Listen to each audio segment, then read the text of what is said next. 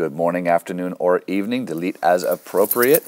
Today we are going to be talking about lesson 4.6, Interpreting the Remainder. And our objective is to provide practice solving division number stories and interpreting remainders.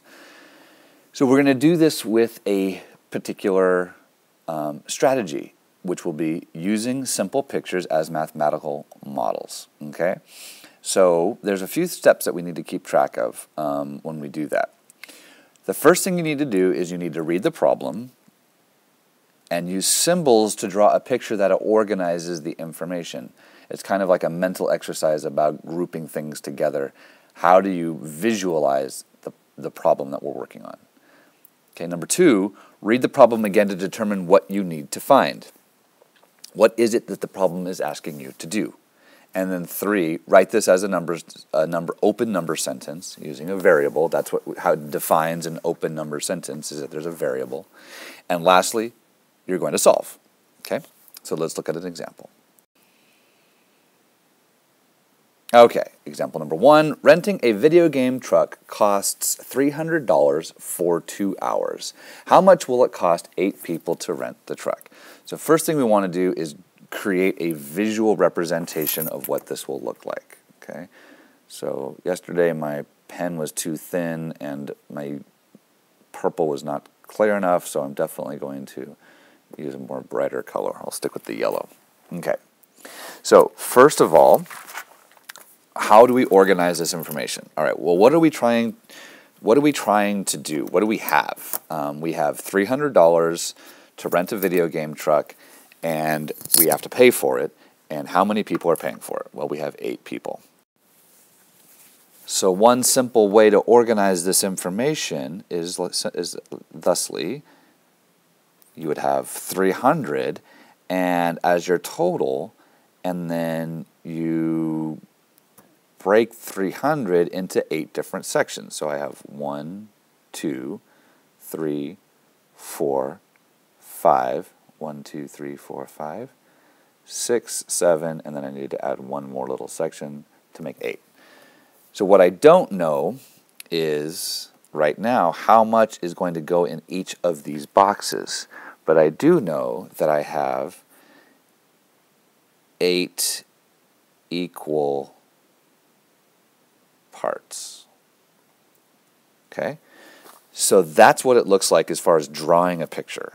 My total is at the top, 300, and I need to break that 300 into 8 equal parts. Okay?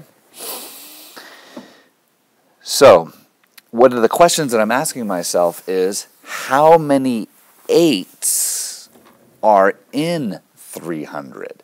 That's the question that division is asking you to solve.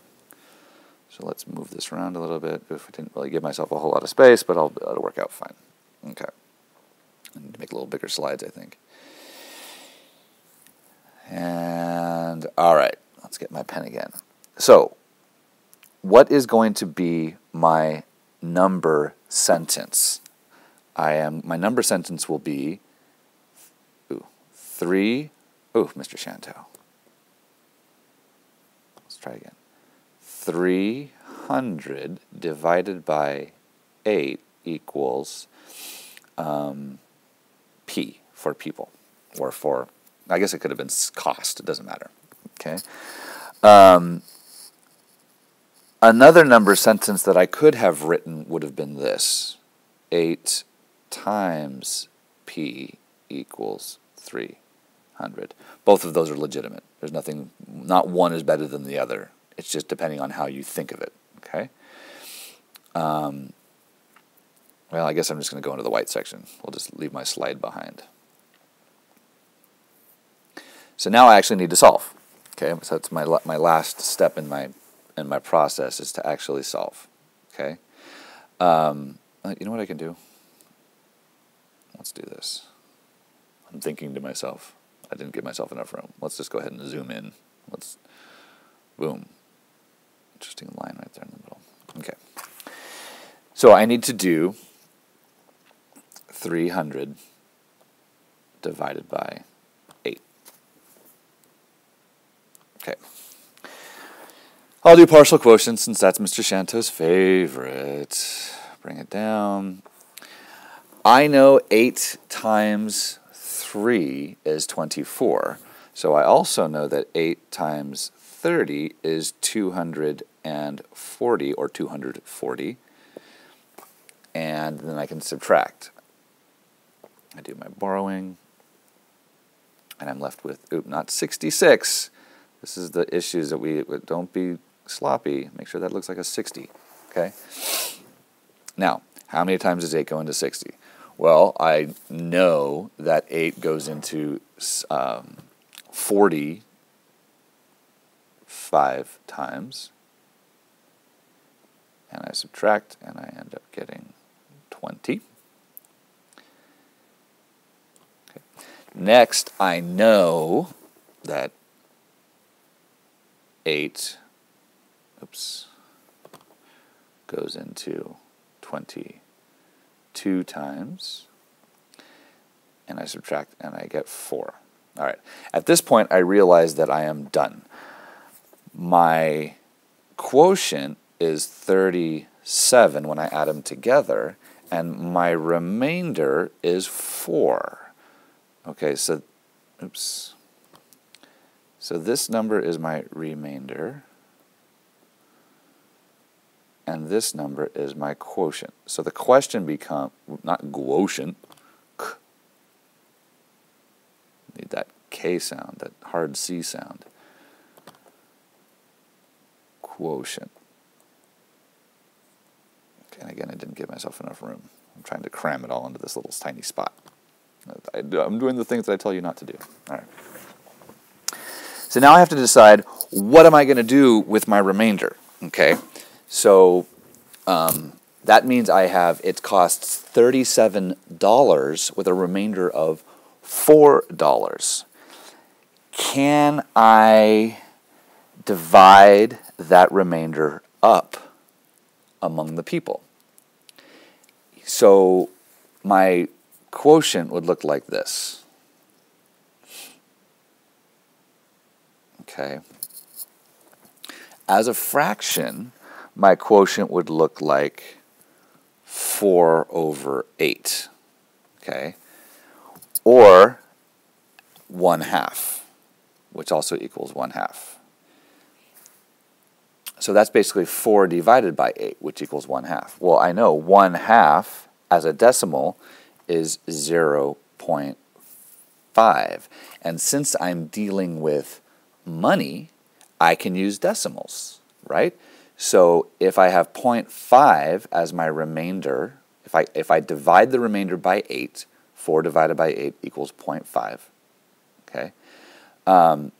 I can use that in my answer.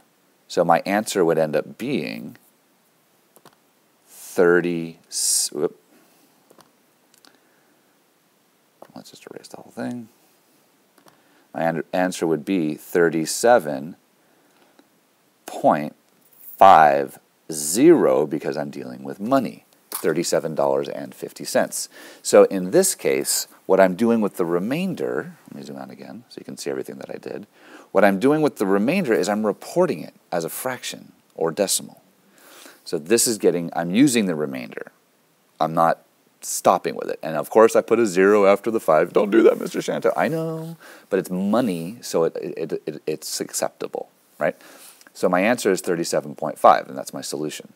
All right, let's look at another practice problem. All right, example number 2. A roller coaster holds 30 people. There are 252 people waiting for a ride. How many times will the roller coaster need to run so all 250 people get a ride? 252 people get a ride. So the question is, I have 30 people per ride, and I have 252 people who want a ride, okay? Oh, and I didn't do a question mark here. Mr. Shanto. All right, I tell you what. First thing I want to do, draw a picture. So I have a total of 252 people. Let's make it a nice circle. And let's zoom in a little bit. My question is, how many 30s can I get in 252? So I can draw other little circles in here and put the number 30 in each one. 30, 30. So I'm dividing 252 into 30s. How many more ... will I need? Okay, that's the graphical representation. How many 30s am I going to need to fill 252? Okay. Let's zoom around a bit. What's my number problem going to look like? My open number sentence is 252 divided by 30 equals R, or 30 times R equals 252. Right? Good. Those are my open number sentences. Now I just need to solve. Move around a little bit again. I'll do division, and I'll do partial quotients. If you want to do long division, I leave that up to you. Okay, I know that 3 times 6 is 18, so 30 times 6 is 180. That was 6 times. I do my subtraction. I get 2. I borrow my 1. I get 72. Move it up a little bit. All right.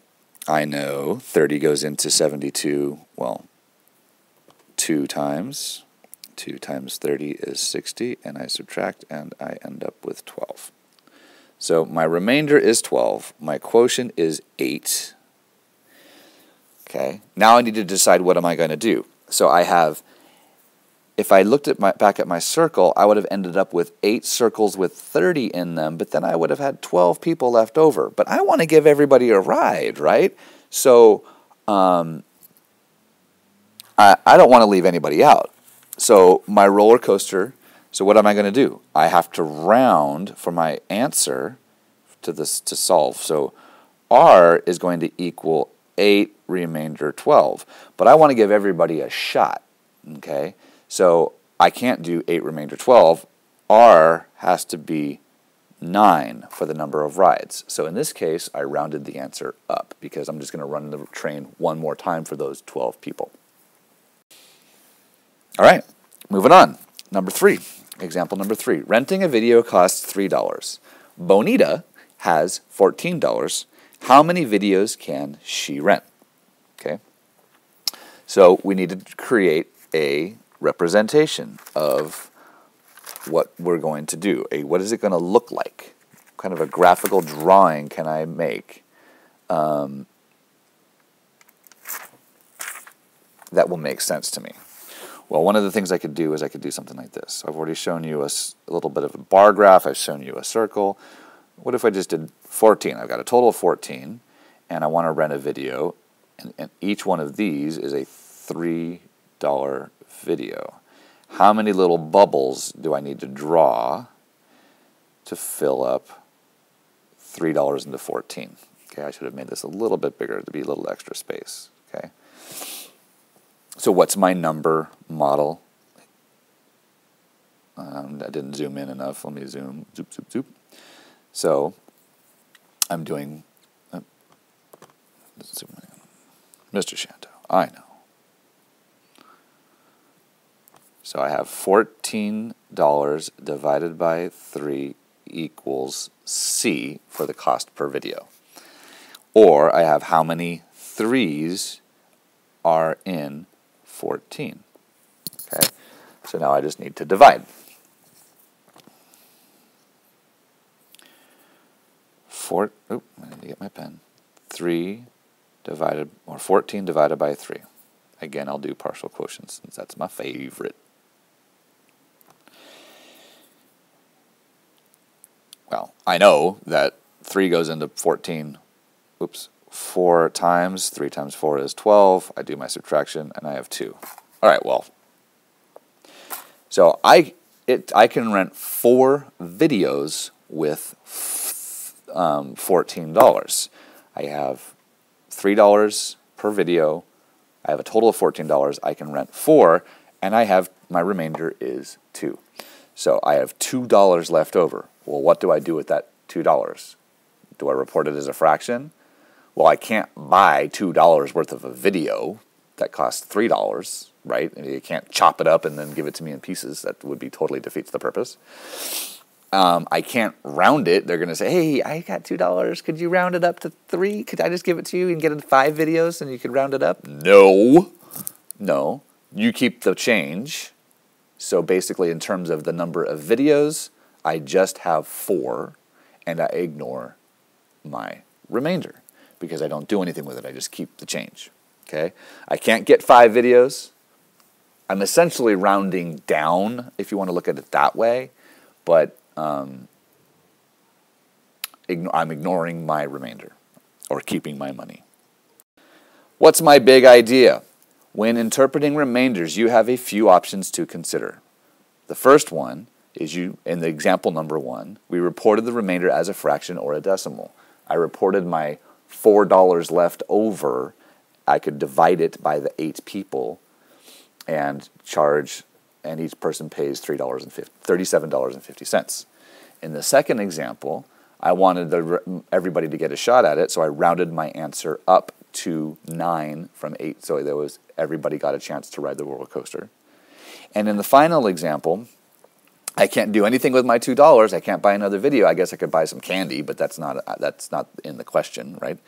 I'm just talking about how many videos can I buy with my $14. Well, I only can buy 4, and I'm ignoring my remainder. All right, so that's it. Go ahead and come in tomorrow with your example problems in your math notebook, and that's it. That's all. There was no vocabulary, nothing you need to worry about. Just write down the example problems, okay? And I will see you in class tomorrow.